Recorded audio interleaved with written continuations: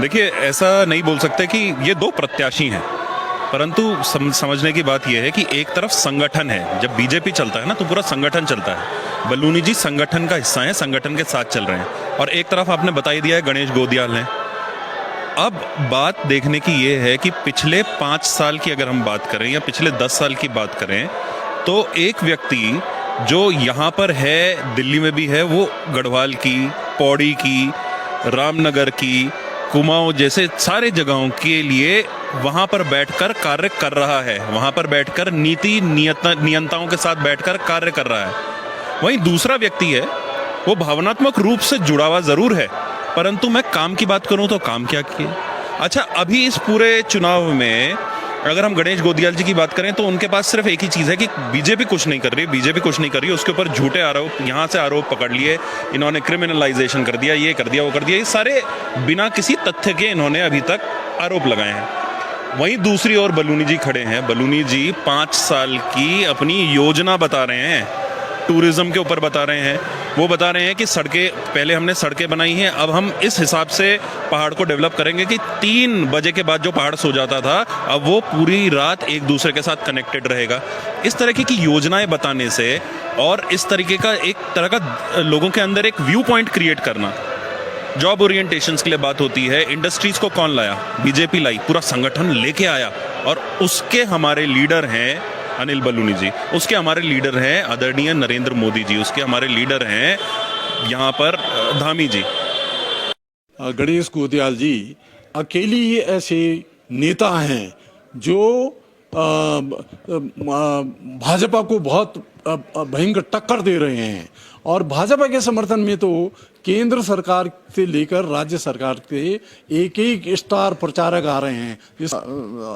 और भी तमाम उनके बड़े बड़े नेता आ रहे हैं। जेपी नड्डा जी आ गए हैं, राजनाथ जी आने वाले हैं, और उनके बड़े बड़े स्टार प्रचारक गणेश गोदियाल जी को दबाव में लाने का प्रयास कर रहे हैं। लेकिन गणेश गोदियाल एक अकेले ऐसे नेता हैं जो संघर्ष के साथ में और जनता में इतने लोकप्रिय हैं कि वो इनके दबाव में आने वाले नहीं हैं। और निश्चित रूप से जब मतदान होगा उस दिन भारी मतों से वो विजयी होंगे। जिस प्रकार लोकसभा चुनाव आज हो रहा है इस क्षेत्र में, यहाँ के जो विपक्ष के प्रत्याशी हैं वो वास्तव में इसी क्षेत्र से हुए हैं, और जो हमारे बीजेपी के प्रत्याशी हैं वो भी हमारे पौड़ी गढ़वाल से, पौड़ी से क्षेत्र कलजेखाल में है, अगल बगल नदी गाँव नहीं, लेकिन हैं ये क्षेत्र से। लेकिन आज जिस प्रकार ये चुनाव हो रहा है, तो आप भी देख रहे हो, आप आपके चैनल द्वारा आप और जगह भी गए होंगे। आज जैसे लग रहा है कि जैसे आप यहाँ पर लग रहा है थोड़ा सा कि जैसे कि बाहर की हवा होगी कि यहाँ के प्रत्याशी, अगर कांग्रेस प्रत्याशी यहाँ इस क्षेत्र से हैं तो हो सकता है यहाँ पर कुछ चुनाव टफ सा लग रहा होगा। ऐसी कोई बात नहीं है, क्योंकि उनकी उपलब्धि कुछ नहीं है।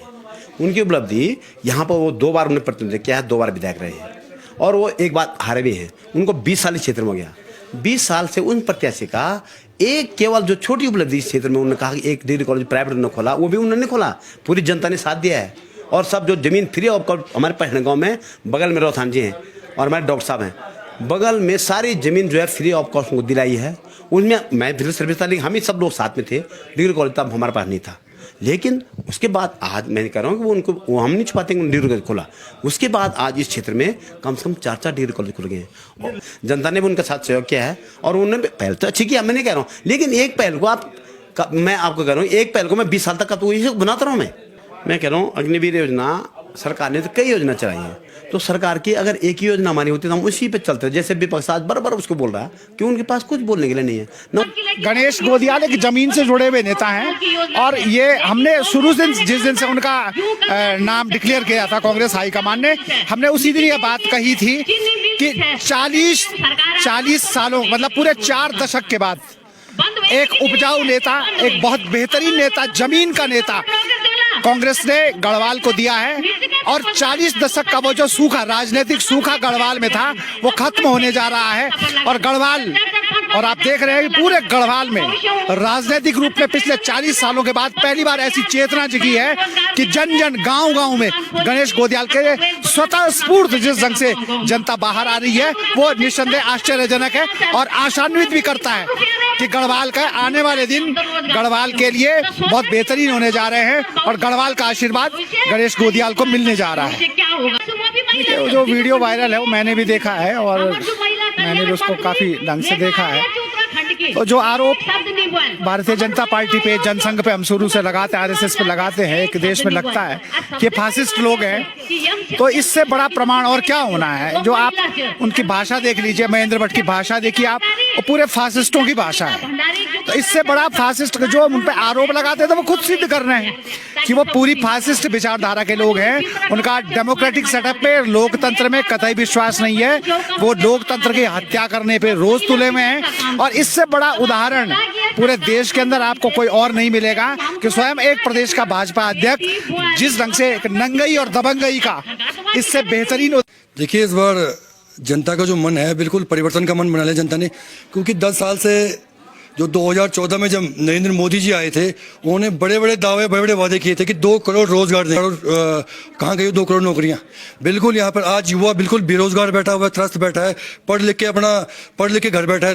ये लोग भर्तियां निकालते हैं और बच्चा पेपर देता है, फौरन मरता है। इनके नेता हाकम सिंह जैसे नेता उन पेपरों को लीक कर देते हैं। अभी आपने चाहते कि हम भी हाकम सिंह है, इसका मतलब जिसका बच्चा भी पेपर देता है, कुछ भी देता है, आप वो पेपर लीक हो जाते हैं। इन पे इनके भाजपा के नेता सफेद पोस्ट उस पर संलिप्त होते हैं। देखिए, और बात करें बेटी बचाओ बेटी पढ़ाओ का नारा नरेंद्र मोदी जी देते हैं। आप उत्तराखंड आए 2 बार, आपने बहन अंकिता भंडारी पे एक शब्द नहीं कहा। अंकिता भंडारी हत्याकांड में भाजपा के नेता, पूर्व राज्य मंत्री और सह प्रभारी यूपी के प्रभारी, उनके बेटे पुलकित द्वारा अंकिता भंडारी की हत्या की जाती है। उस पर नरेंद्र मोदी जी 2 शब्द नहीं कहते। नरेंद्र मोदी जी केदारनाथ में हम गढ़वालियों की, हम उत्तराखंडियों की का धार्मिक स्थल है केदारनाथ में 1.25 करोड़ रुपए का सोना लगाया जाता है। कुछ महीने बाद, कुछ समय बाद वो सोना पीतल का रूप लेता है। अरे मोदी जी, कहाँ गया वो सोना? कहाँ ले गए आप? कहाँ चोरी हो गया सोना? इस पर एक शब्द नहीं कहा जाता। देश के सीडीएस बिपिन रावत जी, पहले सीडीएस पौड़ी गढ़वाल से बने हमारे, उनका हेलीकॉप्टर क्रैश हुआ था। आज तक वो रिपोर्ट, वो जांच अभी तक सार्वजनिक नहीं हो पाई। आप राम राज्य की बात करते, खाक राम राज्य की बात करते आप।